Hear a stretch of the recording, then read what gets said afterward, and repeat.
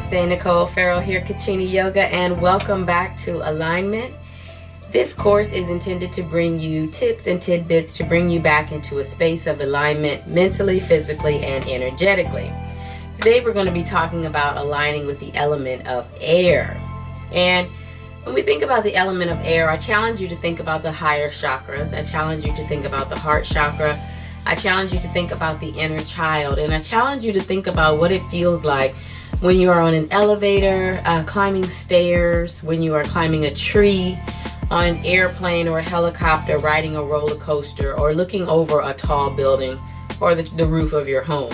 What does it feel like when you're in that space of elevation? That's what we're talking about when we're talking about the element of air.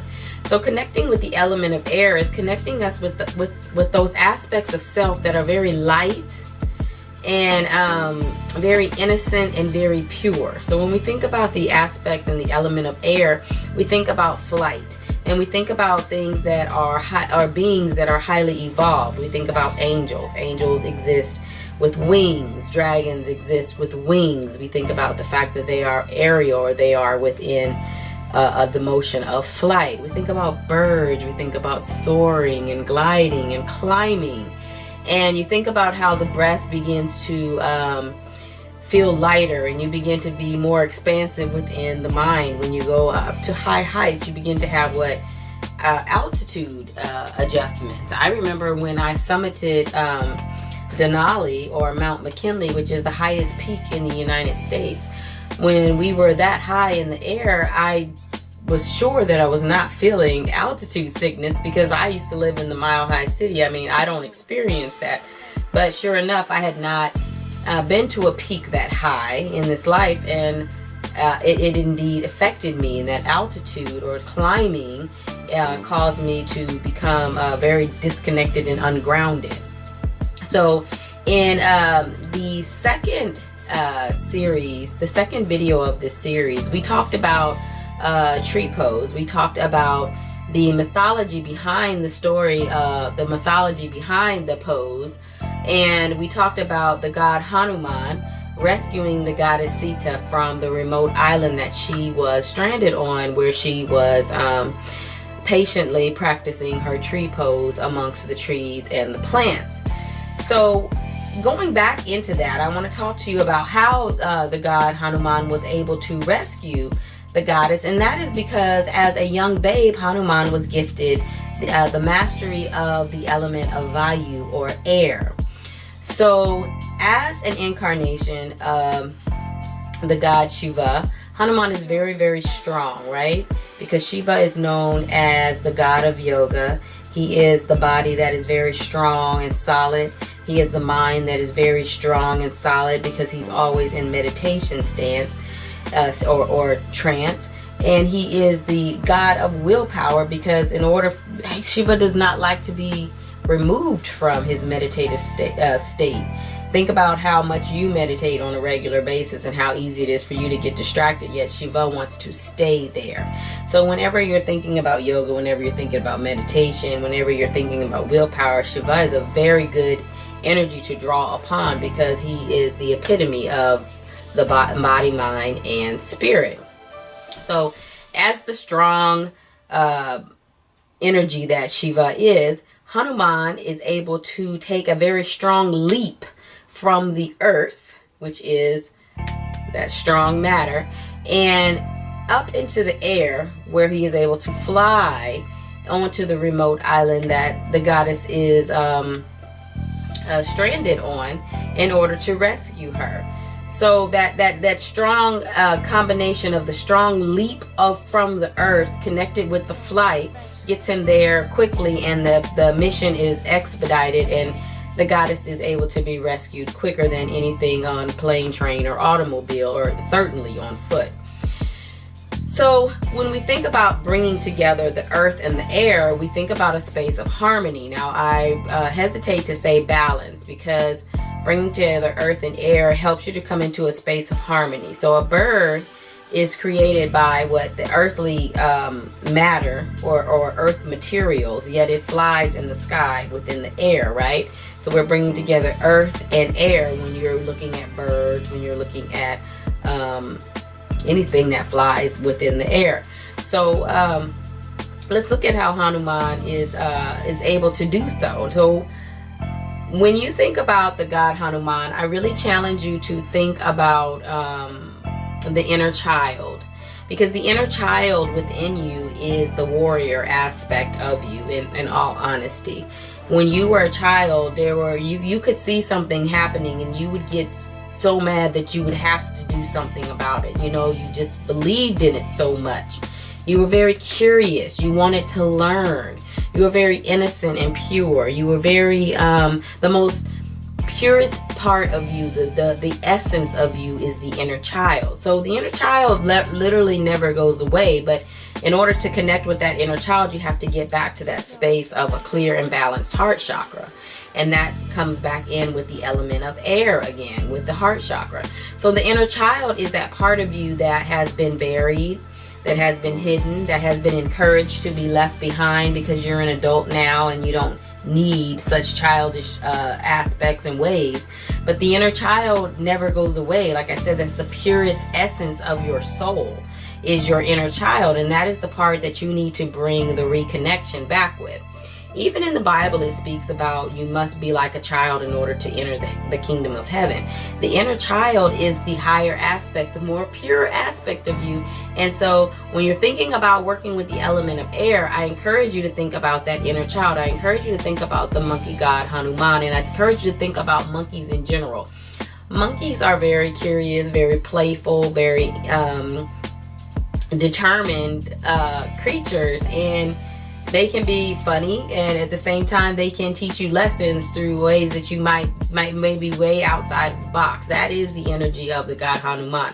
But he is a very noble warrior. I mean, he is the epitome of purity, and that he is the ultimate Brahman. Hanuman is a vegetarian, and he is abstinent, and Hanuman practices devotion. So when you're thinking about working with the energy of Shiva through the god Hanuman, think about purity and think about the inner child, because this is going to bring you into the connection of the element of air.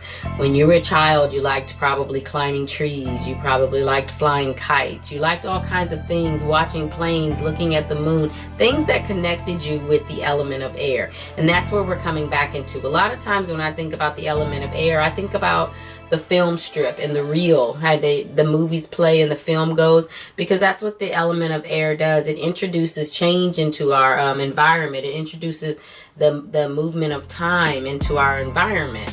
And it can be a very easy change, like a very light breeze across your face, or it can be a very tumultuous change, as like a tornado that just comes and destroys everything. So air has its duality just like everything else within this realm, but air is very much the essence of the inner child. Okay, air is very light. It's very much a feminine, motherly type of energy. Like I said, it can be very soft or it can be very fierce when you're thinking about air.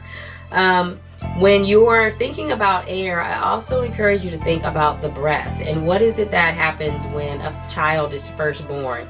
So when we're thinking about time and we're thinking about air, our first measurement of time in this lifetime is going to be from our first breath. So when a baby is born, going back to the inner child, we patiently wait, anticipate the first breath that the baby draws in, that animates the baby and makes it alive within this reality. So air is very much a child-like, a very motherly, child-like connection, because when you think about air, we're going back into the day 2 when we talked about the tree pose, and we talked about the breath coming out of the tree and coming into us and coming out of us and into the tree. So air is a very giving and taking situation. Even with the heart chakra, giving is receiving. So we're going deeper into the element of air than just breathing, which is very important, and which we are going to get into very shortly, some tips and tidbits on breath. But I really encourage you to think about purity, to think about being light, to think about being innocent, to think about being childlike, to think about being very noble when you think about the element of air, and to think about change when you were doing this. So in order to take us deeper into the element, we're going to be talking today with Amanda Field, who is the owner and founder of Republic Aerial Yoga here in the Houston area. She's going to talk to us about the higher chakras. She's going to talk to us about the element of air. She's going to talk to us about bringing aerial yoga into our lives and the benefits of it. And we did not plan this, but even though the other day when we went into tree pose and we talked about the element of earth and grounding, Amanda is going to show us monkey in a tree, which takes me deeper into the story of the god Hanuman rescuing the goddess Sita from the island by using the power of Vayu, or air. A monkey in a tree is a monkey that's highly elevated, that is enjoying the element of air. And then she's going to show us another pose that we can do from the comfort of our own home to get us deeper. So without further ado, I let you go with Amanda. Thank you so much. Hi there, my name is Amanda Field and I'm the owner and founder of Republic Aerial Yoga Houston. And I'm here today to share with you some information about a couple of the practices that I love, and also to bring your awareness to the practice of aerial yoga. Specifically, what I've been asked to speak about today is the air element, which I vibe with very deeply, and a little bit about myself and why this is an important element to me. I practice aerial yoga, which is a style of yoga that's done in the air, and it is very evocative and stimulates all things aerial, the element of air. And I find that part of the benefit of this practice specifically is incorporating the element of air. So when we look at our practice from wherever you come to your mat, however you get onto your mat, be it from working on the ground upward, or maybe it's a different other kind of practice like working in a heated room, working in more of an element of temperature, or perhaps it's a practice of, working with animals, goats, however you get to your practice, there are lots of different elements that are involved. And so for people that resonate with having their feet on the ground and being very, very rooted, this is something that's natural to them. It's an element that they're trying to draw into their bodies.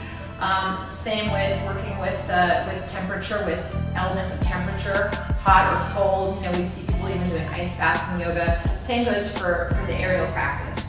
An air element is very much in alignment with the higher chakras, right? So we're talking about like here up, and it stimulates and is applicable to the energy of those higher chakras from here up.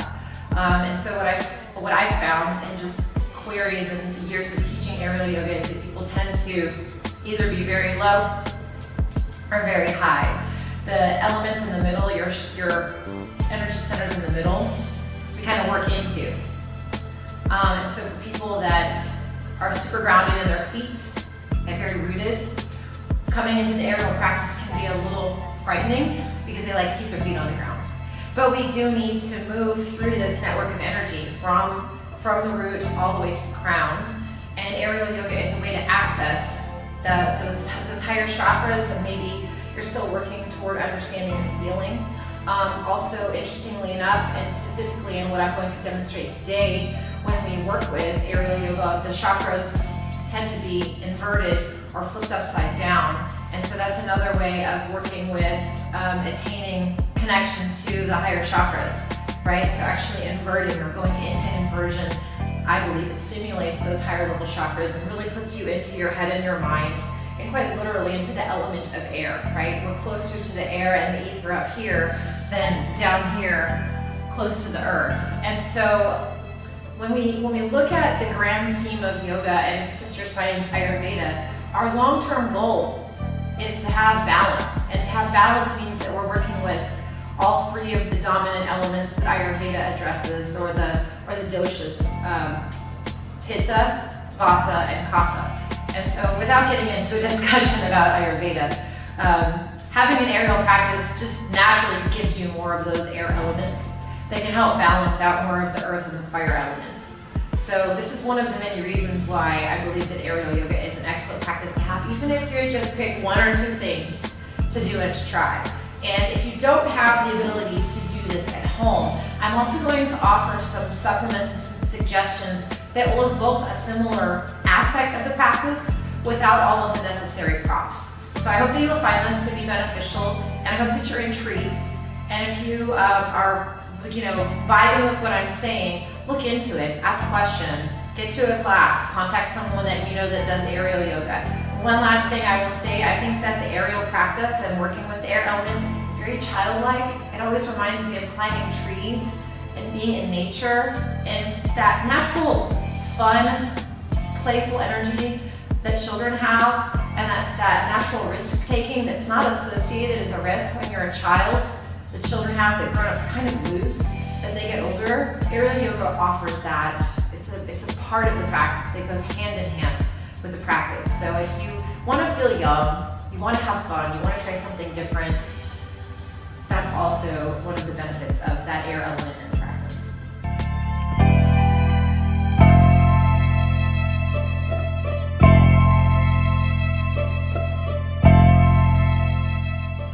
Hi there, Amanda Field here today. I'm going to be showing you an aerial yoga trick or movement called monkey in a tree.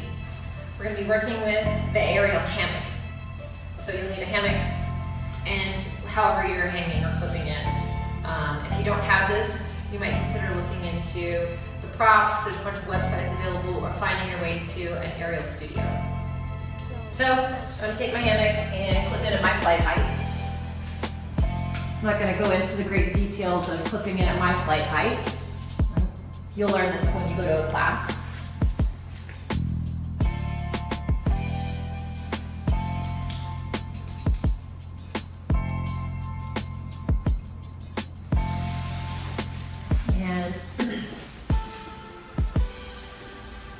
I'm going to get it. Now I'm going to say play right here.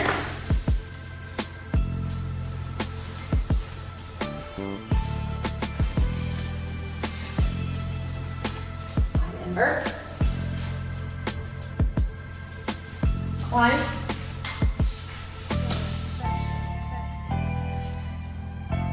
Monkey in a tree. And to come out, I can go forward or back. I'm going to show you the safest way, the easiest way, going back.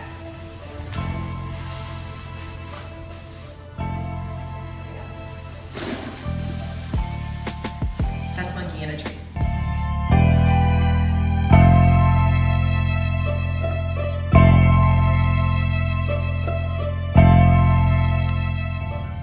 Hi there, Amanda Field here again, today to go over another option for a yoga asana or a yoga pose that will evoke the air element.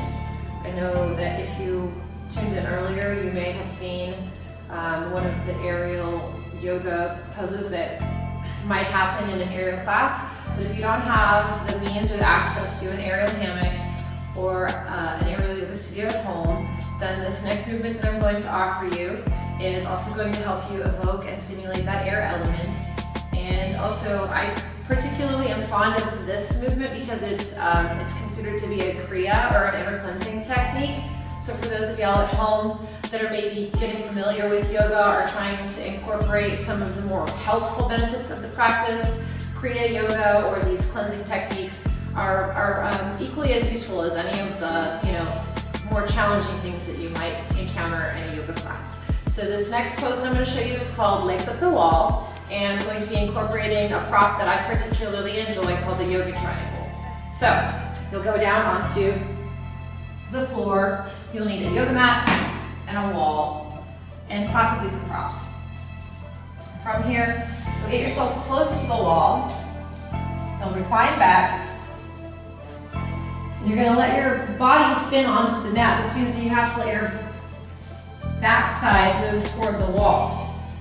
And then from there, I've got these triangles making a connection with the wall.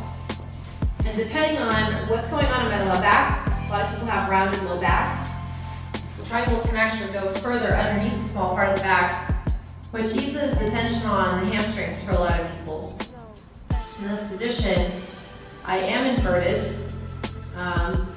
All of what would be the earth energy or your kapha energy in your feet, which are typically connected to the earth, are above you and you're inverted. And so in this way, we are kind of reversing the flow of earth energy, and we're working into that air energy. And quite literally, our feet are up in the air. It's called legs at the wall because we use a wall, making it attainable. And in particular, this pose is excellent for everyone. It's a deeply modifiable pose. If you don't have access to triangles, blocks work, rolled up towel, or a blanket. And for those of you all at home that are working on your practice, just being aware that we don't want to experience anything that's moving into the space of pain, physical pain. So modifying or propping your practice is one way for you to learn how to show yourself self-love and cultivate your intuition, and also empower yourself to have your own practice. If you want to stay in this pose for maybe 3 minutes or so, typically in versions we don't want to go longer than 3 minutes. And uncommon things that can happen in this pose include your feet getting cold and tingly. So that's just because all the blood in your legs is draining down into your body. You can wiggle your toes, your fingers, if any of that gets to a point where it's distracting. So this is Vapariti Karate, or legs up the wall modified. I hope that brief introduction of aerial yoga was as exciting for you as my introduction has been. Ever since I brought aerial yoga into my life, I've really seen a change in my practice. I'm very much a floor yogi, and I highly encourage you to find, again, that space of harmony between the floor yoga and the aerial yoga. So if you are in the Houston area, then I encourage you to go by and visit Amanda and her crew. They are some of the best yogis that I've met, and they are all very, very, very highly trained and very highly educated, and you are in good hands with them. If you're not in the Houston area or you don't find yourself visiting, I encourage you to look into an aerial studio near you. And like Amanda said, you can also look online and find the equipment to do it from the privacy of your own home. It's a great way to connect with that inner child. It's a great way to connect with the element of air. It's a great way to connect with the higher self. And if you are struggling with doing so, I can help you, offer you some help through my book, Kali's Corner, Earth Body 101, Awakening the Human Avatar. This book is designed to reconnect you with the inner child. It's chock full of tidbits that actually stimulate the connection with the inner child. It's just jam-packed with connection for the entire avatar, for aligning you mentally, energetically, and physically, but especially with that space of your inner child, which, trust me, you really want to get back in contact with. So I hope you've enjoyed this segment today. I hope that if you did, that you share it with people that you know and love, so that they can too find themselves in a space of alignment, because sharing is caring. And at the end of the day, bring these tips into your life. If you don't have access to aerial yoga, legs up the wall like she showed us, whatever it is that you need to do, any inversions to bring yourself back in alignment with that element that is already inside of you, that important element of Vayu or air. Because at the end of the day, remember that there is only one you, so you have no choice but to shine. The divine in me bows in gratitude to the divine in each and every one of you. Namaste.